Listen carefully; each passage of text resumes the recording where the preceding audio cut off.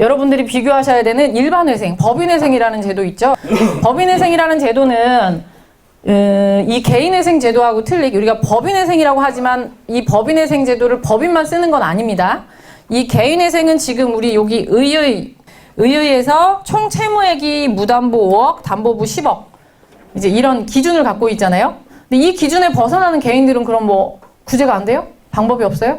그렇게 가면 안 되겠죠? 그랬을 때는 우리가 법인회생이라고 하는 제도를 이 개인이 그대로 다 쓸 수가 있어요. 그렇기 때문에 제도 내에서 요 개인회생 요건에 부합하지 않는 사람도 일반회생이라는 제도를 통해서 또는 뭐 간이회생 제도든 이런 다른 제도를 통해서 구제받을 수 있는 절차들이 사실 있죠. 그런데 이제 그 제도하고 비교되는 것은 지금 이 제도는 말씀드린 대로 요건에 부합하면 채권자들이 뭐 이의를 하든 뭐 이런 어떤 그 요건에 부합하지 않는다.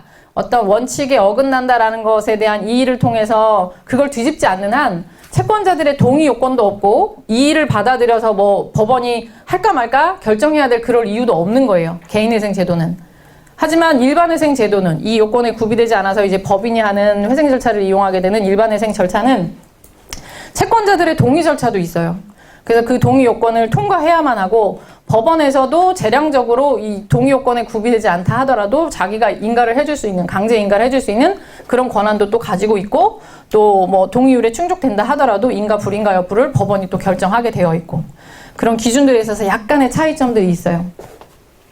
예전에 초창기에 이 회생제도 생겼을 때는 회생이 처음이니까 회생 강의를 듣고 가시잖아요. 저도 회생에만 이렇게 강의를 포커스를 둬서 제대로 비교하지 않고 이렇게 해드리고 하다 보면 회생이 꽂혀서 지금 말씀드렸던 것처럼 억지 회생을 통과시켜주고 이런 경우도 사실 초창기에는 없지 않아 있었어요. 근데 그 당시에 또 가뜩이나 8년이잖아요. 그래서 중간에 이 절차를 제대로 다 완수해내지 못하고 결국은 이제 폐지돼 버리는 그런 경우들도 되게 많았거든요.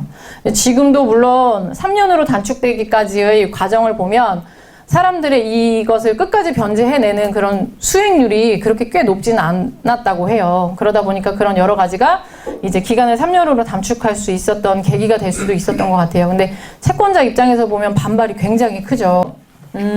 개인회생 제도는 이 맨 앞에 나와 있는 의의가 굉장히 중요해요. 그래서 채무 금액에 대한 것들 여러분들이 반드시 숙지하고 계셔야 되고 그 다음에 그 수입이 있어야 된다는 사실 그게 파산은 있어도 되고 없어도 되는 거지만 회생은 반드시 수입이 있어야 된다는 기본을 알고 계셔야 되고 3년을 초과하지 않는 건데 5년이다 라는 부분에 있어서는 왜 그러냐면 밑에 조문을 한번 보시면 176페이지네요. 거기 보시면 똑같은 조문인데 거기 3년을 초과하여서는 아니 된다라고 해서 다만 법 제614조 제1항 제4호의 요건을 충족하기 위해 필요한 경우에 이제 5년을 초과하지 않는 범위 내에서 변제 기간을 정할 수 있다 이렇게 되어 있잖아요.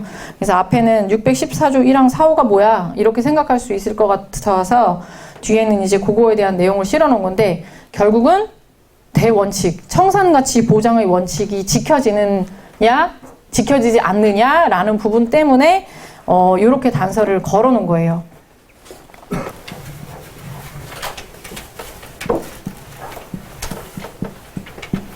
옛날도 아니죠. 어쨌든 작년 전에는 뭐 3년이라는 기준을 이렇게 하나 쪼개놓긴 했어요. 변제 기간을 설정할 때. 그리고 5년이 원칙이고 원금을 갚다가 이제 뭐 청산가치 보장의 원칙에 의해서 이제 5년까지 갚긴 하는데 원금을 갚다가 3년에 못 미치는 경우 이자를 여기까지 갚아라. 이런 이제 원칙을 갖고 있고 원금을 갚다가 3년에 이르는 제가 지금 거를 설명하고 있는 거네요. 지금 이제 바뀐 내용이 어떻게 되냐. 3년을 기준으로 놓고 봤을 때 항상 원금을 먼저 갚는 게 일단은 원칙이에요. 물론 원리금을 같이 변제하기도 하지만 원금을 먼저 갚는 게 일단 원칙이거든요. 원금을 먼저 갚아요. 쭉 갚아 나가다가 아직 3년에 이르지 않았다 라고 하면 이자를 또 갚으셔야 돼요. 이자를 갚는 변제 기간을 짜셔야 돼요. 자, 그리고 원금을 쭉 갚아 나가다가 아직도 못 갚았지만 3년에 이르렀고 청산가치가 보장돼요. 그죠? 청산가치 보장이 뭔지 아까 이해하셨죠? 좀 처음 듣는 분은 어려울 수도 있는데 아무튼 청산가치 보장의 원칙이 적용이 됐다.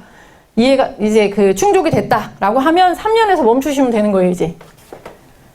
그래서 여기까지 갚는 분들은 원금의 일부를 갚고 이자는 100% 탕감이 되는 그런 변제기간이 짜지겠죠. 근데 원금을 쭉 갚아 나갔는데 쭉 갚아 나갔는데 청산가치 보장이 안 된다.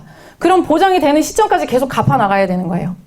어느 시점이 될지 모르죠. 이제 어느 시점이 될지 모르지만 어쨌든 청산가치 보장의 원칙이 지켜지는 시점까지 변제기간을 짜서 제출하시면 돼요. 그래서 이제 요 사이에 대한 부분은 청산가치 보장의 여지가 남겨져 있는 거예요.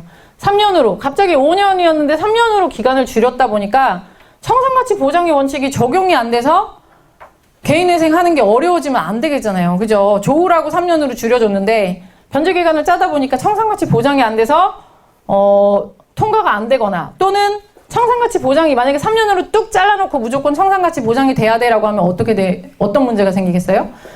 소득에서 생계비를 빼야 되는데 3년 안에 무조건 청산가치를 맞춰야 되니까 생계비를 줄이거나 없는 소득을 만들거나 이런 문제가 생겨야겠죠. 그래야만 이거를 월 변제하는 금액을 높여서 청산가치를 높일 수가 있게 되겠죠. 그래서 이 여지를 두고 있는 거겠죠. 이런 여지를 둬서 3년을 원칙으로 하되, 그죠? 3년으로 원칙 딱 했는데 청산가치 보장됐어. 자, 여기까지 변제 끝 가는 거고. 근데 3년을 했더니 청산가치 보장이 안 되네. 원칙을 넘어서서 이제 예외로 어느 순간까지는 청산가치 보장이 되는 시점까지 여러분들이 갚아 나가시면 되는 거예요. 그래서 어떤 사람은 5년을 꽉 채울 수도 있는 거고 어떤 분은 뭐 이 사이에 어떤 기간이 되겠죠. 그래서 그렇게 해서 변제 기간을 짜시면 되고 뭐 원금을 다 갚았는데도 또 이자를 갚아야 될 여지가 사실 생기는 분들도 있겠지만 그런 경우는 사실 개인회생을 신청하는 의미가 크게 없는 분들일 거예요. 대부분이 이제 요 사이에서 청산가치가 종결되거나 또는 재산가치가 거의 청산가치가 없을 만한 분들은 보니까 요즘 3년 안에 거의 다 변제기간이 짜지더라고요. 그래서 3년으로 이제 변제기간이 단축된 거의 의미를 이렇게 여러분들이 청산가치 보장과 맞닿아서 요 여지, 단서 부분이 생겼다라는 거를 이해하고 계시면 왜 바뀐 부분이 뭐 크게 여러분들이 변제기간 짤 때 어려울 부분이 없을 거라고 생각합니다.